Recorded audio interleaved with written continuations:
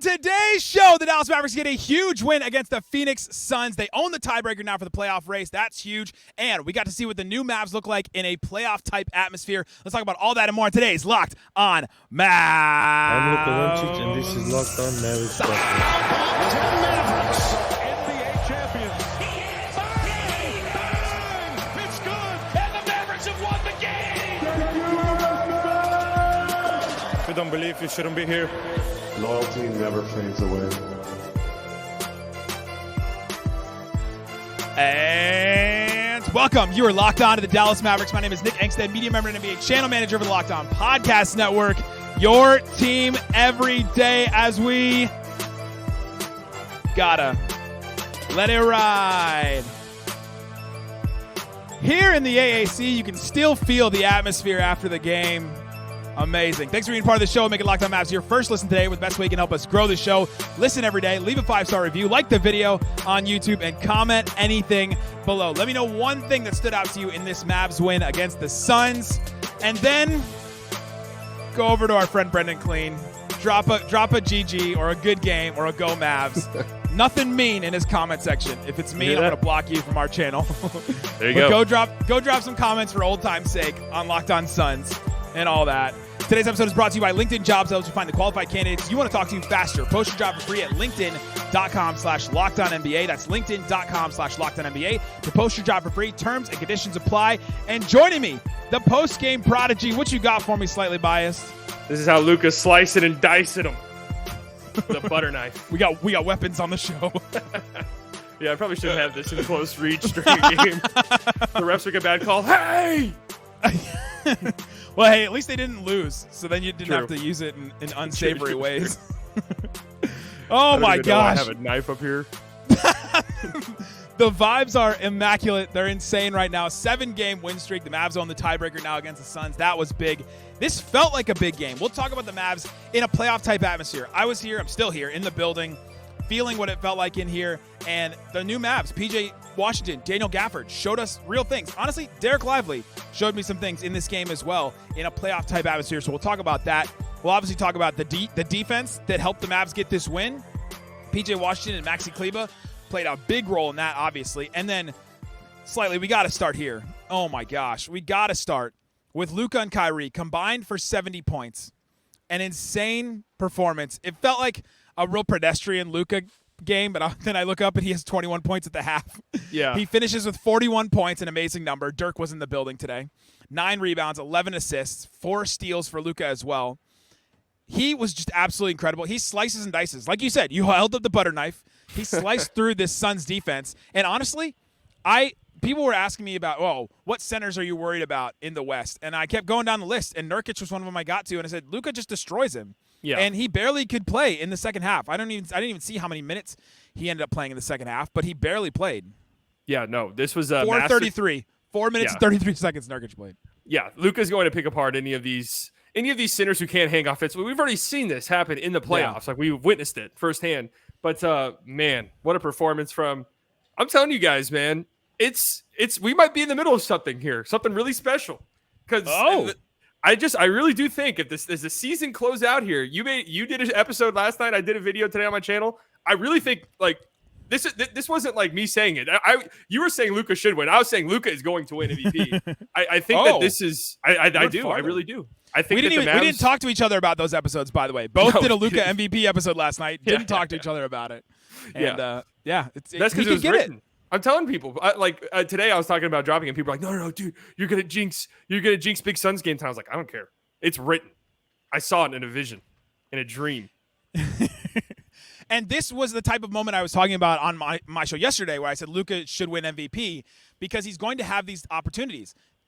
National TV game, TNT, rivalry, playoff race. You know, him going off, 41 points in this one, hit some clutch shots. Defense was solid in this game, I felt like, from Luka. Like, that's something that a national audience does not, that we know, you and I know, listening and watching this. Like, you know that Luka's defense has been solid all season, that he's taken a step up this way. He's not a stiv on defense in the way that he probably was last year and was not very good. He's taken a step up this season. And so you saw all that, and that was all on display in this game. And so this is honestly, this one, You've got a Celtics game coming up on national TV. You've got a Thunder game. I think you've got a Nuggets game all on national TV where you've got this opportunity for Luka to take steps forward and like win that MVP. It's right there for him. Like there's no one else that's really taken a chokehold of it, especially with Embiid out and he's not going to play enough games to get there.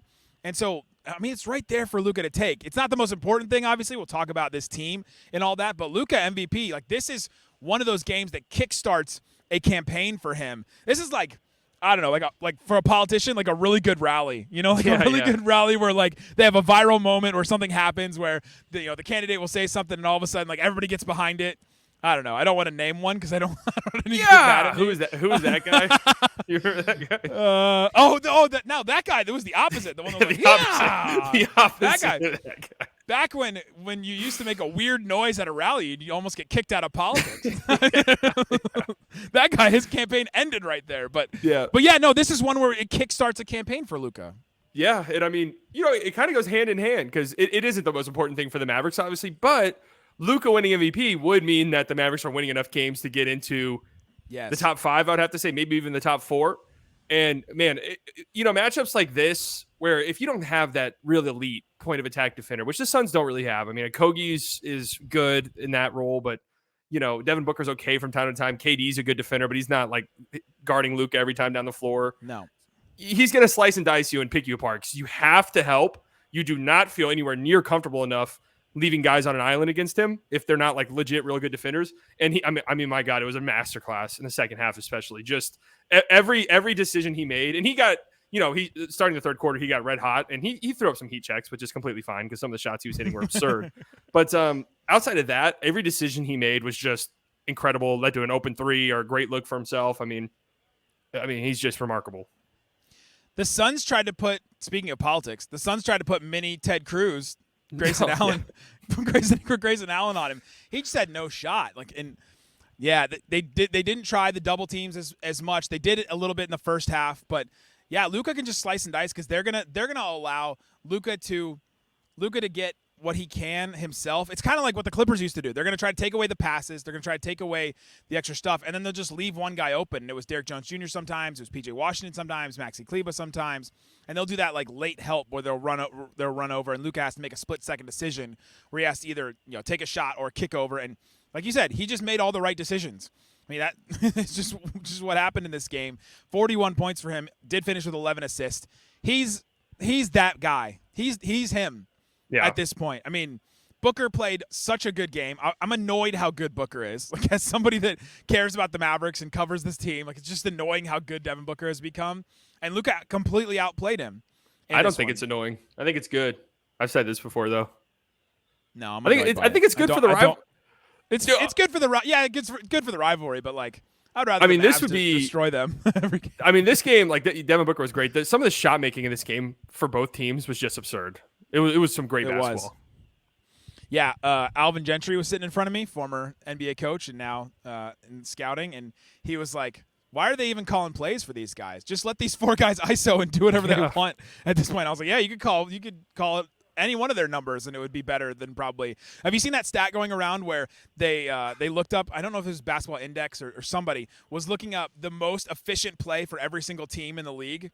Yeah, I saw Luka ISO was Mavs. It was like a pick and roll with somebody. So like Steph Draymond pick and roll, that was still the most efficient one. It's there's a bunch of different things where you go, oh yeah, obviously that's an efficient play. And for the Mavericks, it was a Luka Doncic ISO. Yeah. There's no one else. I don't think that there was like the ISO is the most efficient play for that team. Efficient, like an ISO being efficient is wild if you think about that because that's just him with the ball. And only him with the ball, and he scores or attempts, and that's still the most efficient thing for the Mavericks, more than a Luka Lively pick and roll, more than a Luka Gafford or a Tim catch and shoot, like anything. Luka ISOing, he's that guy, and because he's that guy, you've probably seen at this point, Tim Legler put the Mavericks in his contenders, like top 4 contenders in the West. I've talked to a lot of people at All-Star and here today, and they're all like, you know what? The Mavs, they got Luka and Kyrie. You can kind of do anything in the playoffs. Like, anything can happen as long as you have that guy. And a game like this is why. He put it on full display today. Yeah, we've been saying it on the show, too. Even into the rough parts, It's like this team could go on a run. Like, they are capable of it. And I'm sure we're about I'm looking at the thing right now. We are about to talk about it. But this defense, spearheaded by PJ Washington is starting to get really interesting. Really interesting. The Mavs won this game on their defense. We'll tell you how. We'll tell you how good the PJ Washington Maxi combo is. We'll talk about all that and more coming up. Today's episode is brought to you by Stitch Fix. If you are like me, and many of you are, I've met many of you, you know that instant confidence boost you get from an outfit that makes you feel really good. A lot of you like to make fun of me because I have certain jackets that I wear all the time. This used to be one of them. I've added more. That's why you need to get Stitch Fix. If you have something that you know that you love and you're like, I need to find something else that I feel good and feel comfortable in, but I don't know how to get it. I don't know how to get there. Stitch Fix helps you. They find you a stylist that helps understand your style, your size, your budget, and they do all the shopping for you. They find the things, they send them to you, they know your sizes and all that kind of stuff. You can easily upgrade your wardrobe this year with a professional stylist that helps you find a new on-trend favorites that will work for you. Just give the stylist your size, style, budget preferences, all that stuff, and they send you boxes, and they send stuff that you can get there so that the things will fit just right, and you have it for you. It makes it all so easy. I don't like to shop. I don't like to go out and find stuff for myself. I don't like to go having to, I like that. I like how it looks, and then you put it on, it doesn't fit, or they don't have your size or something like that. It saves you all the time and effort. Plus, I get outfits that make me look good and feel really good as well. I'm definitely somebody that's going to do Stitch Fix. It's the style that helps you make you feel as good as you look. Get started today at stitchfix.com/lockedon. Again, stitchfix.com/lockedon. stitchfix.com/lockedon. Thanks, everybody, for hanging out with us on Locked On Mavs, being part of the show, part of the Raccoon Squad, listening every day. Appreciate each and every one of you. Somebody came up to me and said, what does the Raccoon Squad mean? You're just part of it. You're part of it. We'll tell the story one day on here. All right, Slightly, let's talk about this defense. You alluded to it earlier. I think the Mavericks did win this game on the back of their defense in the end. The Suns scored 33 points in the first quarter, 30 in the second, so 63 in the first half, which is, a normal NBA game right now. 28 points in the third, and 22 in the fourth. The Mavs defense put clamps down. Kevin Durant has not scored a lot of points against the Mavs this season, but he was held to just, 24 points in this one? 23 points. He had 5 turnovers as well, only 9 of 22 from the field. And you got to give credit to PJ Washington. His offense has kind of been, here and there and hasn't necessarily been as the most consistent thing, but his defense has been awesome. And you look at it in a game like this, you look at how he defended Kevin Durant. I mean, it was just awesome, and it's something that the Mavericks just desperately needed. Yeah, man. I wouldn't say I guess maybe I did undersell his defense a little bit because I was saying I don't know if he can single-handedly change your defense, right? He can help you out, and you can have some good defensive rotations, but just plugging him in is not going to save your defense. He's been pretty damn good so far, and he's guarded the other team's best player every single game that the Mavs have played in, pretty much. Yes. And he's been pretty good. I'm very, very surprised and pleased with his defensive stuff. And the offensive stuff will come. I'm not worried about that really at all. But yeah, defensively, man, it allows the Mavericks to do a lot of things. The thing about it is he didn't come in and change the Mavs defense, but what he did was the Mavs defense was a boat, like a rowboat that had holes in it. And he was just the biggest cork that fit the biggest hole. You know what I mean? He allowed the Mavs to do the things they want to do. Yes, right. Where you would hope Grant Williams would have been that. You had Dorian Finney-Smith and Bullock to kind of be that, and then Bullock fell off. You hoped Josh Green would have grown into that, and he has to an extent. You hope Derek Jones Jr. would be that, but PJ's been better than all of those guys, save maybe Dorian, who got traded for Kyrie. But he's been better than all of them at this. Just moving his feet, the 7'2" wingspan, his ability to rebound too. That's been really helpful. I mean, it's helped a lot. And then Maxi being good too. Add on to the fact that Maxi has arisen. He has arisen. It feels like he's come back from the dead after that toe injury, and he's been really good too. And the two of them together, you can close games with them. And all of a sudden, you mentioned it. It's hard to see how one player would change the Mavs defense, but it allows you to play that smaller ball lineup with Maxi at the 5, and you don't get destroyed because you've got a bigger wing that can guard bigger guys, switch on to anybody basically, and that kind of a Swiss Army knife, again with the knife references, but that kind of a Swiss Army knife is just was so needed by the Mavs. Yeah, and it's they have so many different ways that they can approach a game now defensively after the 2 trades, where the Suns go small, which has been really good for them. And because like we said earlier, Nurkic was just getting eaten alive. So Yeah. they go small with KD at the 5. That's a really tough lineup. The Mavericks been can really answer that with a small ball lineup of their own of Maxi and PJ. And I mean, they're switching on every screen. They're hedging and their blitzing was incredible. The rotations were really good.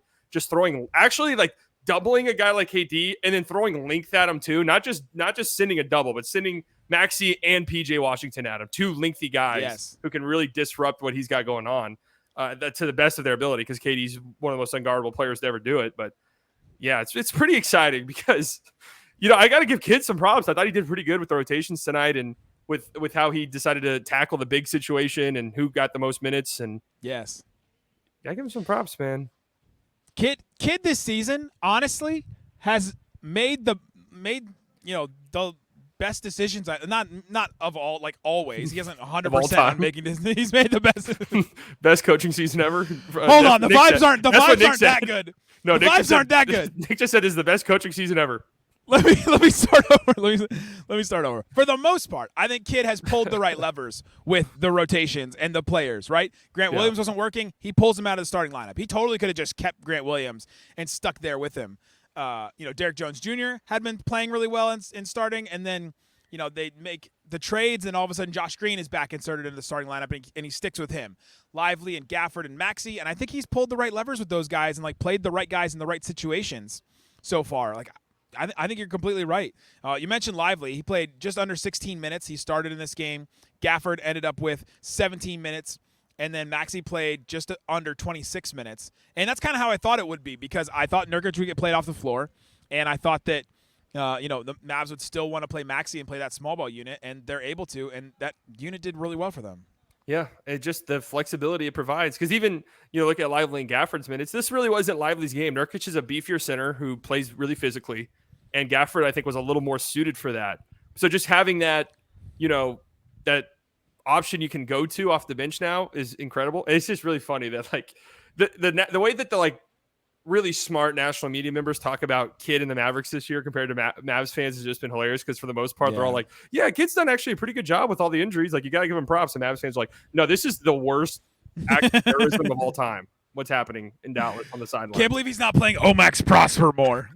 Like, well, there's been times where, like, can Omax just get out there? But no, you and I both have at certain times this season have done that, but it's not like the most egregious decision ever. I just wish that he would do it.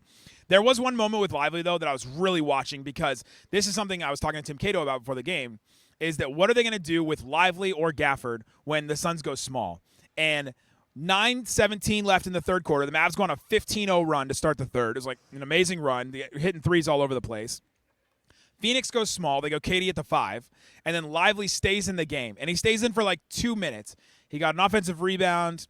There's a couple of positive things here and there. But on defense, I was watching him specifically on defense because I really want to know what they're going to do with these two bigs when teams go smaller and they go all switching and they go all, like, anybody can dribble and all that. And Lively just kind of, on defense, hung around the free throw line and was just kind of, like, floating in between. And then when they needed somebody to rotate over, he was kind of going, but then Luka was kind of going too. It was a real mess. And I really think that Kidd just wanted to see a couple minutes of what that would look like. And I think he saw what he needed to see, and then didn't play Lively basically the rest of the game because the Suns just kept going small in that. And so I'm curious if they keep trying that in the future, or what happens with it. But I was really watching to see how he would handle that. Well, that's the part of having a rookie, and that's what the part of the big criticism is. Yeah, I mean, that's tough for any center playing. This is a really good small ball unit for the Suns. Like, it's statistically really, really good. So it's a tough cover for anybody, which I thought Gafford actually did a good job when he was out there. But defensively, like on the perimeter, he had some nice plays against KD, some really smart double teams and stuff. I mean, it's part of having a rookie center. And like you said, that's the part that is hard for us fans to really grasp. Is, I've said this before, is it's a process. Coaches, GMs, they look at this stuff as a process, not necessarily game to game. They want to see the things play out on the court. They want to, have film that they can study and stuff that they can work on in practice. And when it happens in live time, you're like, what the hell's going on? This sucks. But, you just got to trust the process, I guess, with Jason Kidd. I thought it was a decent outing for Lively. Even though he didn't finish the game, he didn't play a whole lot. I thought he did some solid things. He had 3 offensive rebounds. He had an assist. He had a couple of block shots at the rim. Like he had some really good moments in this game. And so coming up, I want to talk about Lively and PJ and Gafford and some of these guys in a playoff atmosphere. What do we see from these guys? What do we see from some of the role players and all that? We'll talk about that and more coming up. Today's episode is brought to you by eBay Motors. eBay Motors wants you to be able to win your fantasy basketball league as it's coming to an end here, and they have teamed up with fantasy basketball host Josh Lloyd to give you the eBay's Guaranteed Fit Fantasy Picks of the Week, whether you're doing you're scouring the waiver wire or you're checking out some of your daily fantasy or anything like that. Go check out Josh Lloyd's lineup. He's got a bunch of players, and some of the players he's mentioned here, let me pick one of these here. Scoot Henderson. Scoot Henderson is now the Blazers' starting point guard for the rest of the season. There will be inefficiency, but he needs to be rostered. So if you haven't rostered Scoot Henderson from the Blazers, you can go check him out and see what he's been doing. He also mentioned Keontae George, another rookie point guard. He's Utah's starting point guard now after replacing Chris Dunn. He's got efficiency issues as well, but you can check out some of those rookie point guards if you want to try somebody else. So Josh Lloyd from Locked On Fantasy Basketball is going to help you secure your fantasy championship, and eBay Motors knows a championship team is about each player being a perfect fit. Same with your vehicle. You know that you have a car that just needs something. You either need, roof rack, headlights, anything, brake kits, LED headlights, stuff like that. Check it out. eBay Motors has you covered. They have 122 million different parts to choose from, and with that eBay Guaranteed Fit, you know that it's going to fit your ride exactly with the exact specifications, or you send it back. Plus, these prices, you're burning rubber and not cash. Keep your ride or die alive at ebaymotors.com. eBay Guaranteed Fit only available to U.S. customers. Eligible items only. Exclusions, they do apply. All right, Slightly, let's talk more about this Mavs win. I'm here at the AAC, and if you're watching on YouTube, they have lowered the screen all the way to the ground. Looks sick. It's like I can almost see the top of it at this point now. But yeah, they've lowered the middle screen all the way to the floor. I haven't seen them do that very often because normally they're changing over to a hockey rink, but they're not doing it right now. Mavs get the win. They win the tiebreaker against the Suns, and we got to kind of feel a playoff atmosphere. It felt, I wouldn't say it was a playoff atmosphere. It was close. It was close, and like everybody was hanging on every minute. All the fans were cheering. There were huge plays. There was hard fouls. There was guys were playing defense. The difference between watching the All-Star game as like the last basketball game that I just watched to this game was just so completely different. What did you see from just the Mavs in an atmosphere like that? Yeah, I thought the vibes were great. It did. I mean, this is the biggest game of the season. Up until this point, just in terms of, especially this has been festering. This is why, this is a conversation for a different day, but the NBA shortening the schedule and spacing games out would be kind of beneficial because you're kind of sitting on this game for a week and you're thinking about it. Oh, Suns versus Mavs, first game out of the All-Star break, nationally televised, the seeding implications, the rivalry. Yeah. And yeah, it lived up to every minute. And the Mavs, I mean, this team is built. We even said this last year when they were struggling at the end. It's like, well, they are built for the playoffs, but they're not going to make it because they're terrible. But if they made it, they'd be kind of interesting. And that's how this team is. We know that Kyrie and Luka will step up. And they did. They completely did. Yeah, like that's something that the Mavs don't have to worry about. Will the Stars step up in the playoffs? I think you have to worry about that with the Timberwolves, the number 1 seed in the West, with Karl-Anthony Towns. What's he going to do in the playoffs? That's like a huge question they have to ask. What is Jalen Williams of the Thunder going to do in a playoff setting? Even Shea we haven't seen. And so that's something you do not have to question with the Mavs. Pelicans, kind of same thing. All the teams, it feels like ahead of them, you don't have to worry about. And now, we're at the Mavs, you don't have to worry about that problem at all. Yeah. I liked what I saw from Lively in this playoff atmosphere, in like the decisions that he made. It didn't seem like he was rushed. It didn't feel like he was, in a spot where he's just like deer in the headlights. Oh my God, I can't believe how insane this is. His poise and all that is just so great. Again, he just played under 16 minutes. But I liked what I saw as like a sign of, all right, if they do need him in a certain playoff setting, maybe it's not against the Suns, but maybe it's Kings or somebody else like that he could play. Yeah, he didn't play a lot. It was just a tough matchup for him. Like it's not like he did anything bad. He just was a difficult matchup for a center of his skill set and just a rookie center too. On top of that.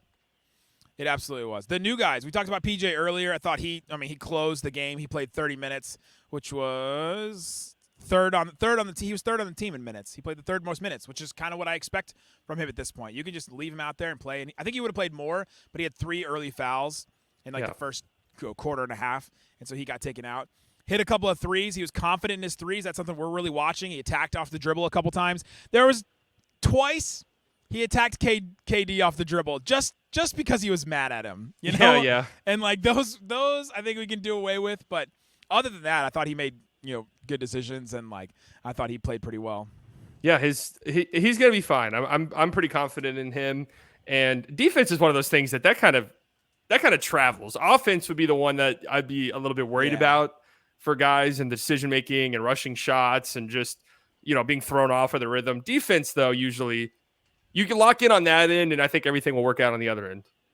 Yeah.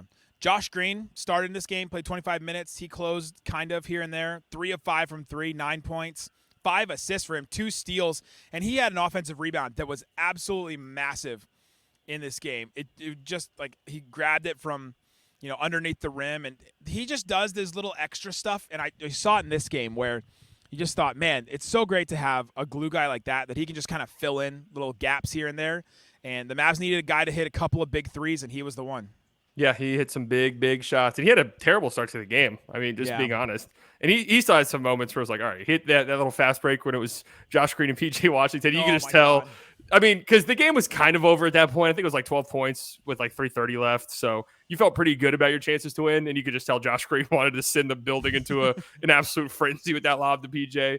But it was like it was a terrible. It was like it was a bad decision. It was just a really bad pass.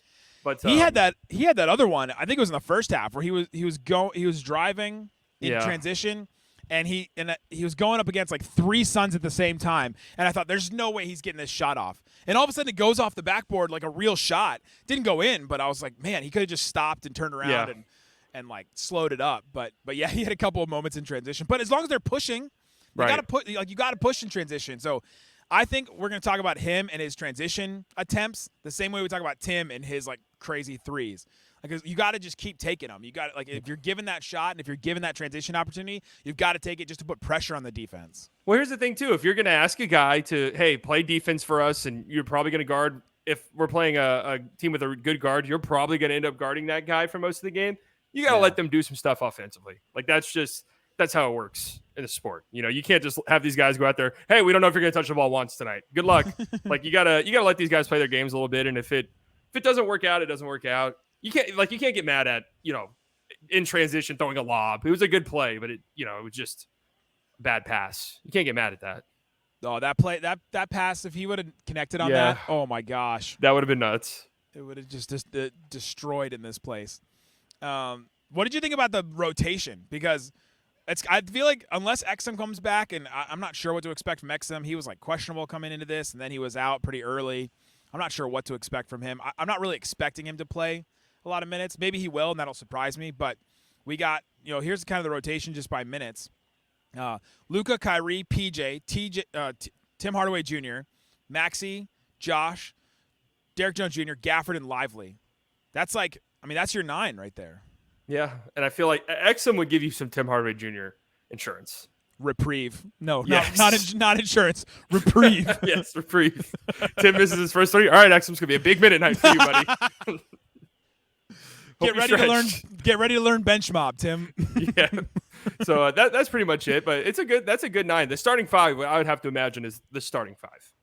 Yeah. That we saw tonight. Luka, Kyrie, Josh Green, PJ, and Lively. That has to be the starting 5. And then the depth that you have allows you to adjust in game, however you see fit. So I can't imagine, Hardy's minutes will probably be hard to come by from here on out. And that's really the only other guy, right? Yeah, Hardy. Excellent when he's back, obviously. We need to hear your thoughts on the Dwight Powell victory cigar experience. It's painful to me for a lot of different reasons. And the Canadian Tourism Board, it's been a rough couple of weeks for us. But, They're taking a hit. They're taking a hit. Dwight is a great teammate and a great team player. That's his best attribute. And he's just there ready to support the guys and help out any way that he can. Still wearing the goggles after the All-Star break. The Apple Vision Pros. He's got all the plays mapped out. Did we talk about that guy that was using Apple Vision Pros on court side here a couple games ago? Those things are awesome. I gotta be honest with you. I'm fascinated with the technology, but man, they look so stupid. They literally look like ski goggles that are too small for you and also too big. I don't think they'll ever get it small enough for it to work. It'd have to be like this. They said that about computers. Computers just fill a whole room, and now we all carry them in our pockets. I'm using one that's right in front of me right here. Like that's true. Like don't they say like the newsflash? Don't they say like the amount of computing power in an iPhone like took us to the moon? Yeah, that's true. That's true. So plus, I feel like if you got creative, you could fit the computing power of this into like a sunglass thing. Tony Stark did it. True. He built this in a cave with a box of straps. Oh, how the mighty have fallen. Oh my gosh. If anyone is wondering, many of you are. I got many texts on the subtext line about this. I have not watched Avatar yet. I'm going to go do it as soon as I get home. Oh. I will watch. Wait, what do you think about that? I'm not feeling good about it. Avatar: The Last Airbender, the cartoon show, is my favorite show of all time. Great show. It's very important to me. And they made the fan fiction movie that doesn't exist anymore, and that was terrible. And I'm nervous about it because it is like a story and like an experience that's very close to my heart. And so many people have tweeted me and texted me about it because they know that I really like it. So I hope that it's good. They just got to nail the characterizations. That's all I care. I'm not feeling confident. If the effects aren't that great, I can live with it. Like I've watched Doctor Who. I can get around that. The stories are very good in it, but the effects are not good. So it's like I just can't believe they're doing it again. Like that was one of the biggest failures. Because it's that good. It's that good. Yeah, that's true. But why just make like Korra was good too? Why don't you just make another? Like, why don't you just do another spinoff? Okay. They are. They're in 2025. They're coming out with a movie about the adult gang. Okay, that's cool. I was actually thinking that last night. I was like, why don't they do like an adult version of them all hanging out? I literally just got a text from Jackson Gatlin of Lockdown Rockets. Have you watched Avatar yet? That's literally what he literally just now. I just got that text. So I'm going to go do that. I appreciate each and every one of you that listens to this show that have come up to me at games. I appreciate all of that. We'll be back tomorrow. Or we may be back tomorrow. We'll see if there's more Mavs news and stuff. But Slightly and I will definitely be back for the next game. And we'll have you covered for the Mavs versus Pacers game on Sunday. So we'll have you covered on that. And we'll, the vibes. Keep the vibes going in your daily life. Appreciate each and every one of you guys. Thanks so much for listening to Lockdown Mavs. Peace out. Boom!